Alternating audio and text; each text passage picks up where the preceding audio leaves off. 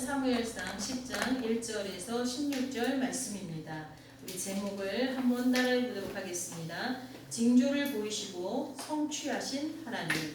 징조를 보이시고 성취하신 하나님. 아멘. 오늘 본문에는 사울에게 세 가지 징조를 하나님께서 보여주시고 그것을 그날에 다 이루시는 것을 볼 수가 있습니다. 여러분, 하나님의 약속은 반드시 응합니다. 아멘. 하나님께서 지금 우리에게 개인적으로 말씀을 해주실 때도 있지만 하나님의 말씀은 이미 완성되어 우리에게 전해주셨습니다. 뭘까요? 예수님 다시 오신다. 그러니까 하나님께서 말씀하신 거를 이미 처음과 끝을 다 말씀해서 우리한테 주셨어요. 성경이죠. 성경.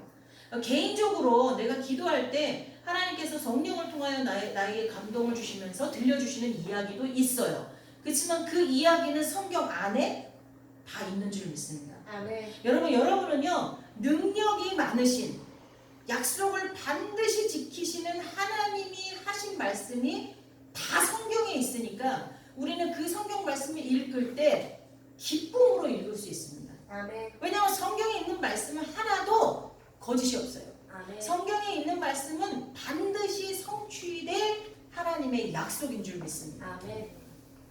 사람처럼 변덕도 부르지 않아요. 사람처럼 물리지도 않아요. 뒤로 이렇게 물러나지 않아요. 사람처럼 번복하지 않아요. 사람처럼 자기에게 유익할 때 이런 약속을 했다가 생각해보니까 자기한테 불리해가지고 취소하는 일도 없어요. 사람처럼 할 것 같아서 했는데 자기 능력 밖의 일이 되어지는 상황이 돼서 못하겠다고 나가자빠지는 일도 없어요. 전능하신 하나님의 약속의 말씀이 바로 성경인 줄 믿습니다. 아멘. 오늘 사울을 백성들이 원하는 왕으로 삼고자 기름을 붓고 내가 너를 왕으로 세웠다는 것을 확증하기 위해서 세 가지의 징조를 보이십니다. 세 가지의 징조가 뭐였을까요? 우리 한 가지씩 찾아볼까요? 첫째, 뭘까요? 너가 이제 기름을 부음을 받고 네가 길을 가다 보면 누구를 만난대요? 맨 처음에 두 사람을 만난대죠. 라헬의 묘실 곁에서.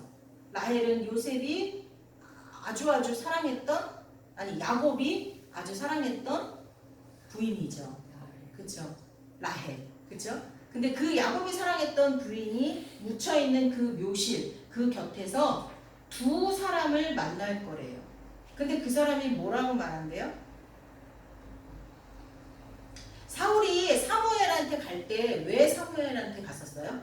요즘에 우리 매일 성경 보고 계시죠? 아멘. 네, 매일 성경 꾸준히 하고 계셔야 돼요. 여러분 매일 성경 매일매일 하셔야 돼요. 내가 매일 성경을 안 하면 오늘 하나님과 함께 하지 않는다 라는 그런 마음으로 결단하시고 매일매일 하셔야 돼요. 내가 매일 성경 안 한 날은 내가 오늘 하나님 없이 사는 날이야. 이렇게 딱 자기한테 아주 새길 정도로 매일매일 하셔야 돼요. 자, 보세요. 요즘에 사무엘상을 계속 하고 있는데 아버지가 잃어버린 암나귀를 찾아다 드리려고, 사울은 되게 효자예요. 찾아다 드리려고 막 헤매다가 아무리 먼데까지 가도 못 찾으니까 그때 사울을 쫓던 사환이 우리 사무엘 선지자한테 가보자. 그분은 안 보고도 훤하게 아는 분 아니냐. 그래서 사무엘 선지자를 찾아간 거였어요. 그런데 아니 암나귀보다 먼저 갑자기 오자마자 어떻게 해요? 기름을 붓죠. 사무엘 선지자는 이미 사울이 오고 있는 동안 하나님께 응답을 받았어요. 너를 찾아오는 사울에게 기름을 부어라. 백성들이 내가 왕이 되는 것을 싫어해서 사람 왕을 찾는데 내가 한번 허락해 주겠다. 그 사람 왕을 세웠을 때 어떠한 일들이 벌어지는지 직접 경험을 해봐야 되겠다. 그런 거 있잖아요. 자식이 부모한테 때를 쓰는데 그걸 들어주면 자식한테는 손해야. 그런데도 너무 때를 쓰면 어떡해요? 그래, 네가 한번 겪어봐. 근데 그게 겪어보고 내가 생각했던 그 나쁜 일들이 너한테 벌어졌으면 좋겠어. 이러면서 겪어보라고 하는 부모는 없죠. 너가 조금이라도 빨리 깨닫고 내가 너에게 왜 그 일을 금했는지 빨리 깨닫고 나한테 돌아와. 그런 마음으로 하잖아요. 하나님께서는 꼭 부모의 마음으로, 아니 부모보다 더 큰 사랑으로 그걸 허락하신 거예요. 그래서 사울한테 기름을 부어요. 그리고 말하기를 네가 가다가 이제 이러이러한 일을 만날 건데 그것을 통해서 하나님이 너를 진짜 왕으로 세웠다는 것을 깨달아라. 이렇게 이제 말을 해준 거예요. 그 첫 번째가 가다가 라헬 묘실 곁에서 두 사람을 만날 거다라고 얘기를 해줘요. 그리고 그 두 사람을 만났더니 뭐라고 하죠? 암나귀를 찾았다라고 이야기를 하죠. 네가 아버지가 잃어버린 나귀를 찾아서 여태까지 이렇게 헤매고 있었는데 그 나귀는 이미 찾았어 라고 얘기를 해줘요. 그리고 또 길을 가다가 무슨 일이 벌어질 거라고 예언을 먼저 했냐면 이제 그 조금 더 가다 보면 다볼 상수리 나무에 이르면 거기서 하나님을 뵈려고 베델로 올라가는 사람, 하나님을 뵈려고 베델로 올라간다는 건 하나님 앞에 예배 드리려고 올라가는 사람들, 그죠? 거룩한 사람들을 만나리니 처음에는 그들이 어떤 사람들인지는 모르는 두 사람을 만났어요. 근데 이번에는 하나님을 예배하러 올라가는 몇 사람을 만나요? 세 사람을 만나요. 그런데 그 세 사람은 한 사람은 떡을 3덩이를 가졌고 한 사람은 포도주를 한 가죽 부대를 가지고 하나님 앞에 올라가고 있었어요. 그런데 하나님 앞에 드릴 그 떡 중에서 2덩어리를 준다는 거예요. 이 사울에게. 하나님을 예배하려고 가는 길에 준비한 것 중에 2덩이를 준대요. 3분의 2를 준대요. 그리고 또 다시 올라가다가 이번에는 선지자 무리를 만난대요. 선지자가 누구예요? 하나님의 말씀을 예언하고 선포하는 자들이잖아요. 그 선지자 무리들을 만나서 거기서 어떻게 돼요? 사울이 하나님의 영이 크게 임하는 역사를 경험하게 될 것이다 라고 3가지의 징조를 이야기합니다. 그리고 9절에 보면 어떻게 됐다 그랬어요? 새 마음을 주셨고 그날에 3가지 징조가 다 이루어졌다라고 말씀하고 있어요. 자 봅시다. 우리 주보를 한번 옆에 펴보세요. 주보에 보면 하나님이 사울에게 보이신 3가지 징조와 그 의미에 대해서 이야기해 봅시다 라고 되어 있죠. 3가지 징조는 일단 첫째 뭐라 그랬어요? 라헬의 묘실 곁에서 두 사람을 만나서 너가 찾던 암나귀를 찾았다 하는 거. 그걸 먼저 예언을 먼저 해줬어요. 징조로 예언을 해주고 그 다음에 9절에 가니까 그게 이루어졌다 그랬거든요. 그러니까 미리 알았어요. 사울은 그런 일이 있을 거라는 얘기를 사무엘한테 미리 듣고 올라가는 중이었어요. 그 다음에 2번째 징조는 뭐예요? 다볼 상수리 나무에서 하나님께 예배하려고 가는 자들에게서 떡 2덩이를 받게 될 것이다. 3번째는 선지자들, 블레셋 사람들의 영문이 있는 그곳에서 선지자들을 만나서 그들이 어떻게 하고 있어요? 산당에서 비파와 소고와 저와 수금을 앞세우고 예언하면서 내려오는데 사울도 어떻게 해요? 하나님의 영에 감동돼요. 하나님의 성령을 충만하게 받고 새 사람이 될 것이다 라는 징조를 예언받았는데 그게 이루어졌다는 거예요. 그럼 각각 이것의 의미가 뭘까? 먼저 자기가 찾던 나귀를 찾았다는 것은 하나님께서 어떻게 하신다는 거예요? 나귀를 찾았다는 것은 뭘까요? 우리를 보살피시고 인도해 주신다는 거예요. 하나님은 어떤 분이시라고요? 우리를 보살피시고 인도해 주시는 분이에요. 에베네셀, 여기까지 나를 도우셨다.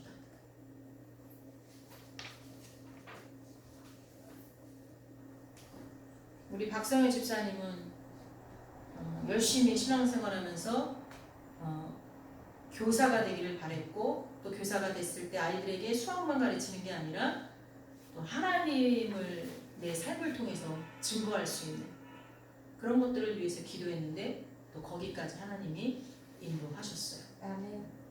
아멘. 우리 이재용 집사님은 이제 결혼을 생각하고 있어요. 계획하고 있어요. 거기까지 인도하실 줄 믿습니다. 아멘. 그 후에도 우리의 삶을 끝까지 인도하시고 보호하실 줄 믿습니다. 아멘.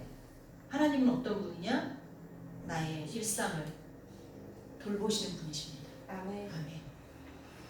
어린애 깐난아이가 누워있을 때 엄마가 젖을 주고 기저귀를 갈아주고 그 아이가 어떤 몸 상태인지 계속해서 살피는 것처럼 우리를 도우시고 보살피는 분인 줄 믿습니다. 아멘. 두 번째, 이제 베델로 올라가는 세 사람을 만났는데 그들이 떡덩이를 2개나 줬어요.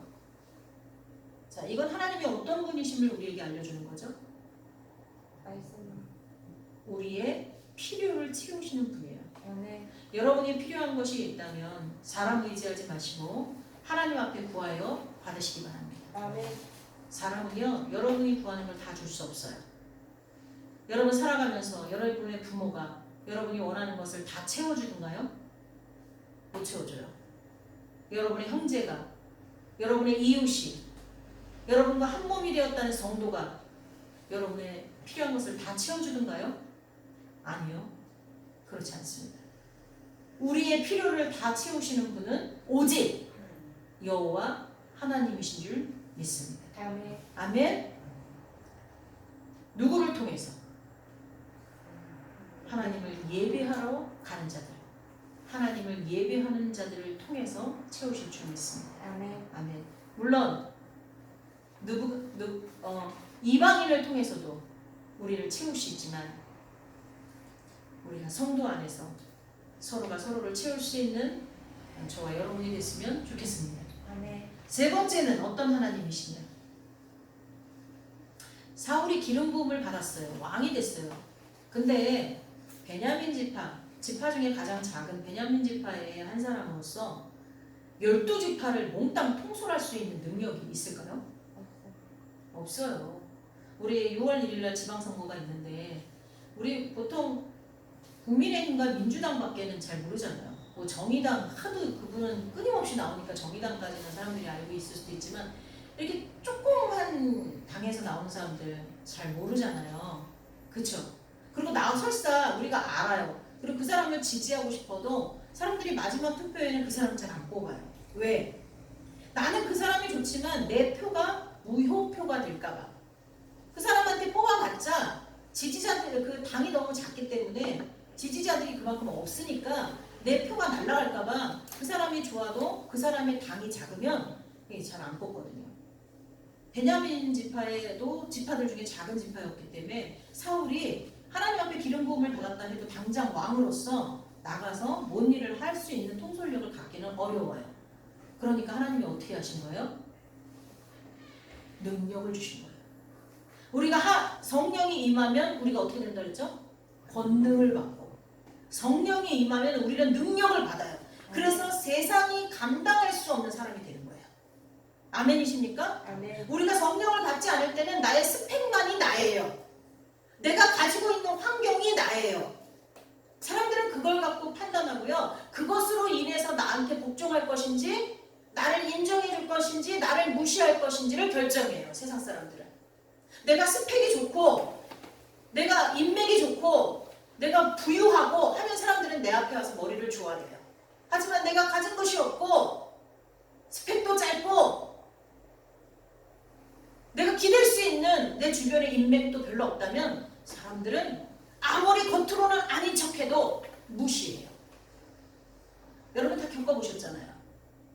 그런데 성령이 임하면 그 사람은 세상이 감당할 수 없는 어마무시한 능력의 사람이 되는 줄 믿습니다. 아멘. 그걸 부어주신 거예요. 하나님은 우리를 그렇게 하십니다. 아멘. 여러분 제가 아무리 스펙이 좋아도요. 성령이 충만하지 않으면 여러분 저를 신뢰하기 어려울 거예요. 사람 유미에는 저 사람 대단한 사람이야 할지 모르지만 목사 유미에로서 저를 따르기는 어려울 것입니다. 그리고 저는 여러분의 삶에 개입을 해봤자 여러분의 삶에 어떠한 영향력도 끼치지 못할 겁니다. 근데 성령을 받으면 제 입에서 나오는 말 한마디가 여러분의 삶을 바꾸는 역사가 일어나게 될 거예요.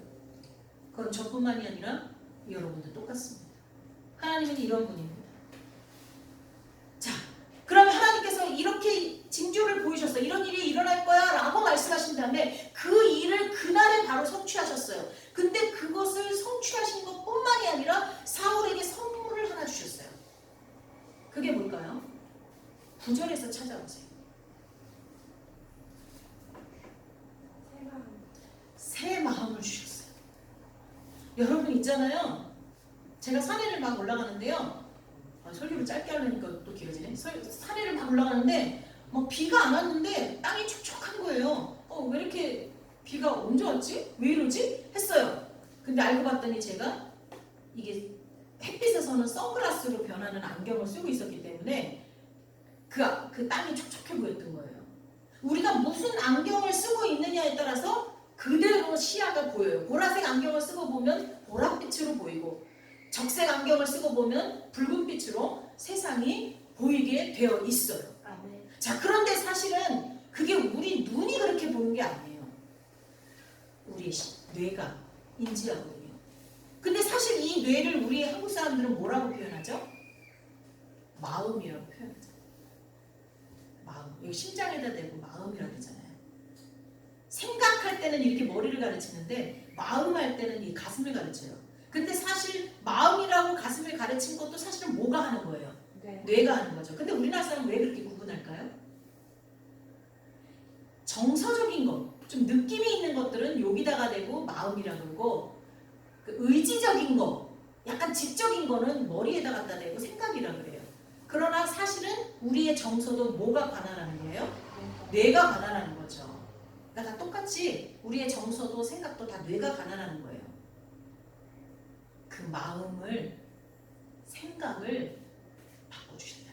생각이 바꾸면 보는 게 달라져요. 우리가 여전히 가난하고 우리가 여전히 아프고 우리가 여전히 속상한 일들 투성이고 우리가 여전히 불안한 환경 가운데 있다 할지라도 하나님께서 내 마음에 새롭게 하시면 마음을 새롭게 하시고 새 마음을 주시면 모든 게 달라지는 줄 믿습니다. 아멘. 그걸 선물로 주셨어요. 아멘. 여러분 성령을 구하는 진짜 이유는요. 성령이 내 안에 들어오면 달라지거든요. 마음이 달라지거든요. 그래서 사람도 변하는 거예요. 자, 그 다음에 하나님이 사울에게 징조를 보이신 이유를 한번 찾아볼까요? 자, 이거를 찾는 분에게는 오늘 보너스를 드리겠습니다. 퀴즈, 돌발 퀴즈. 예언. 네? 예언. 예언하려고? 이것만 찾으면 오늘 설교 끝?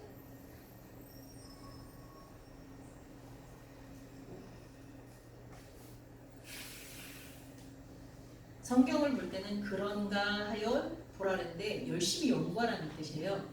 글자를 쑥쑥쑥쑥 읽어가라는 뜻이 아니고.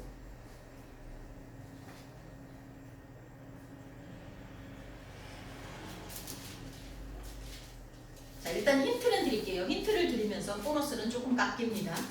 힌트는 1절에서 찾으시고요. 7절에서 찾으세요. 자, 이렇게까지 했어요. 지도자로 뭐랄까? 지도자로 삼는. 하나 맞췄습니다. 자, 다시 말씀드릴게요. 하나, 이재훈 집사님 하나 맞췄어요. 또 5, 함께 하시는.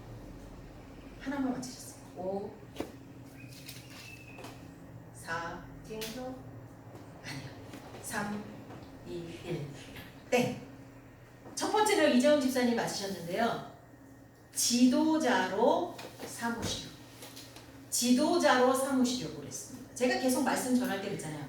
왕으로 삼으시고 그것이 하나님이 그렇게 하셨다는 걸 알게 하기 위해서 징조를 주셨다 그랬잖아요.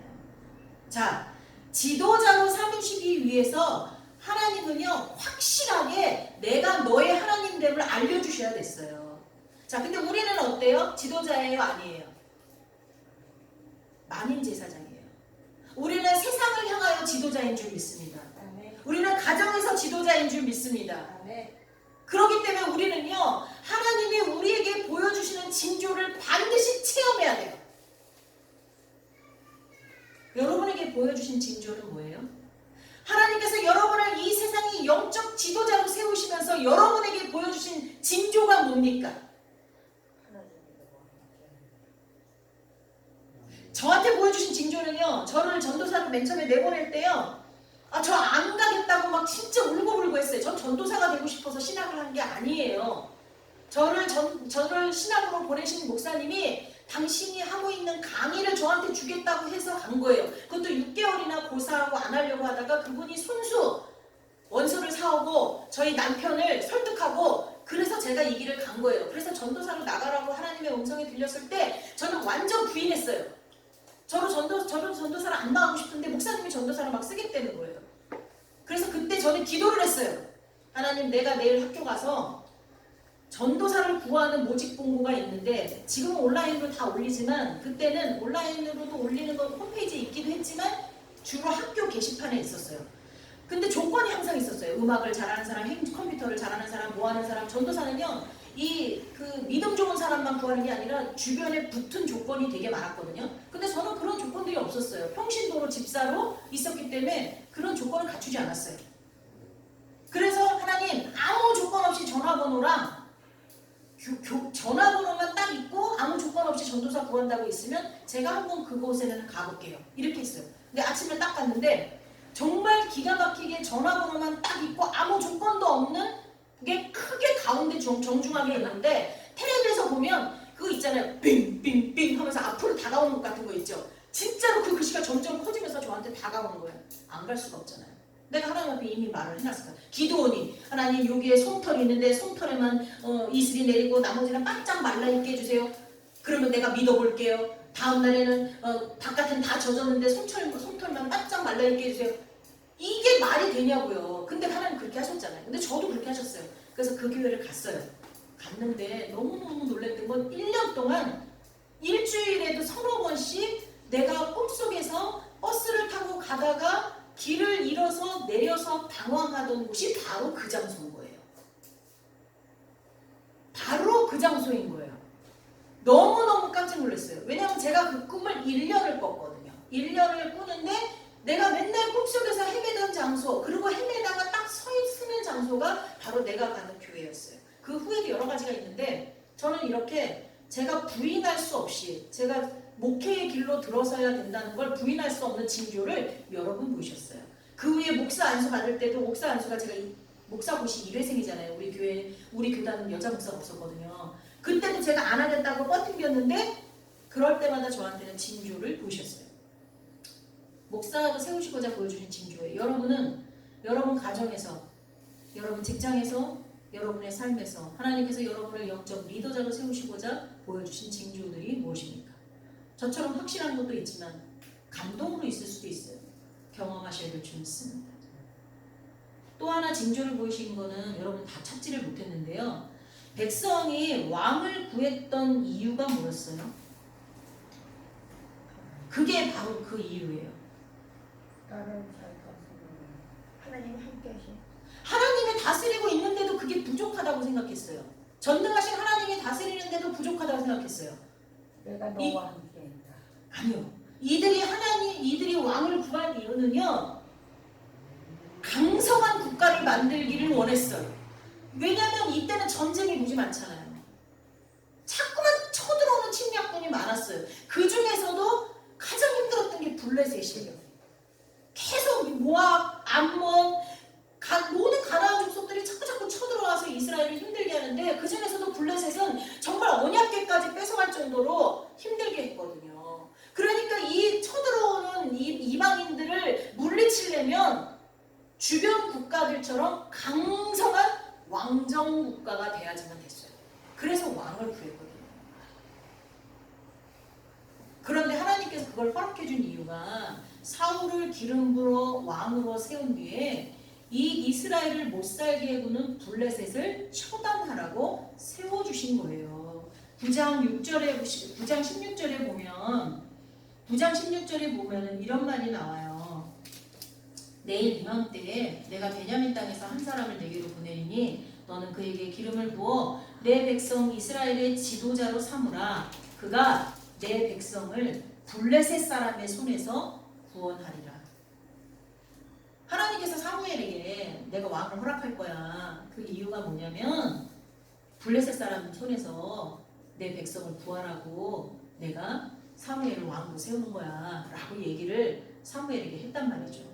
그리고서는 이렇게 한 다음에 7절에 보면 내가 7절에 아까 힌트라 그랬잖아요. 이 징조가 내게 임하거든 내가 지금 말한 것들이 그대로 되거든 너는 기회를 따라 뭐하래요? 행하라. 이게 무슨 뜻이에요? 블레셋을 쳐부수라는 거예요. 블레셋을 쳐부수라고. 근데요 이 사울이 그렇게 했나요? 16절에 보면요 사울이 돌아오니까요 사울의 숙부가 어떻게 됐냐고 물어봐요. 그랬더니 내가 암나기를 찾아서 뭐 어떻게 했다 다 설명을 하죠. 그러고 나니까 이 사울이 그러니까 사울의 숙부가 사울이 사무엘을 만났다는 거 듣고 그럼 사무엘이 뭐라고 얘기했냐라고 물어봐요. 근데 이 사울은 대답을 어떻게 해요? 자기가 사무엘이 말한 3가지 징조가 다 오는 길에 이루어졌다. 그리고 나보러 블레셋을 쳐부수라고 얘기했다라는 얘기를 안 해요. 안 하고 어떻게 해요? 자기 일상으로 돌아가서 자기 삶을 살아요. 그러다가 나중에 어떤 일들이 벌어지면서 이제 그때는 어쩔 수 없이 이제 하나님이 명령하신 그 블레셋을 물리치는 일을 하죠. 여러분 하나님이 우리에게 징조를 보이시는 건 2가지예요. 하나는 뭐라고요? 우리를 세상의 영적 리더자로 가정의 영적 리더자로 만인 제사장으로 삼으시려고 우리에게 하나님의 징조를 보이시는 거예요. 또 하나는 우리를 괴롭히는 악한 세력을 물리치라고. 여러분 가정을 무너뜨리는 그런 세력을 여러분이 물리치시기 바랍니다. 누구의 힘으로? 하나님의 힘으로. 하나님이 공급하시는 성령의 힘으로 여러분의 가정을 무너뜨리고 우리 나라를 무너뜨리고 우리 교회를 흩트고 하는 이런 악한 세력을 물리칠 수 있기를 바랍니다. 그런 명령을 이미 우리에게 주셨습니다. 근데 그것을 우리가 고이 접어서 장롱 속에다 쑤셔받고 잊어버리면 안 돼요. 사울이 이때부터 적극적으로 하나님의 말씀에 순종했다면 아마 버림받는 데까지 나가지 않았을 거예요. 사울은 참 좋은 사람이었어요. 효자였어요. 하나님이 그를 1대 왕으로 얼마나 신중합니까? 1대 왕으로 삼으실 만큼 인정했어요. 그런데 그는 겁이 많았어. 하나님이 함께하는 영을 충만하게 부어줬는데도 그때뿐이었어. 자기는 자기의 평안한 일상을 양보하기 싫었어. 그러다 보니 뒤에 하나님의 영으로 하나님의 능력으로 여러 가지 일을 했어도 결국은 하나님 앞에 버림받는 사람이 되었죠. 여러분 오늘 말씀을 통해서 하나님은 나를 도우시고 나를 채우시고 나에게 능력 주시는 분임을 잊지 마시기 바랍니다. 아멘. 그리고 하나님께서 그것뿐만이 아니라 그것들을 통하여서 나에게 새 마음을 허락하신다는 것을 기억하시기 바랍니다. 아멘. 하나님께서 우리에게 징조를 보이실 때 하나님께서 말씀을 통해 우리에게 감동을 주실 때는 우리가 앉아서 먹고 놀고 지금 주어진 나의 삶에서 만족하라는 것이 아니라 내게 주신 사명을 밖으로 나아가 감당하라고 하시는 것임을 기억하시기 바랍니다. 아멘. 기도하겠습니다.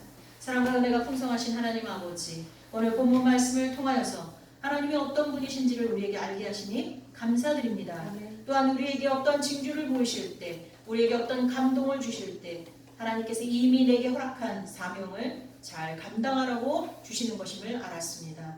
혹여 우리에게 주신 직책이 있고 또 우리에게 주신 사명이 있는데 그것을 모른 척하고 지금 내게 주어진 삶이 너무 좋아서 여기에만 빠져있고 안일하게 쉬고 있다면 깊이 회개하고 다시 한번 일어나서 하나님의 영에 감동되어 주의 일을 감당케 하여 주옵소서. 아멘. 예수님의 이름으로 기도하옵나이다. 아멘. 아멘.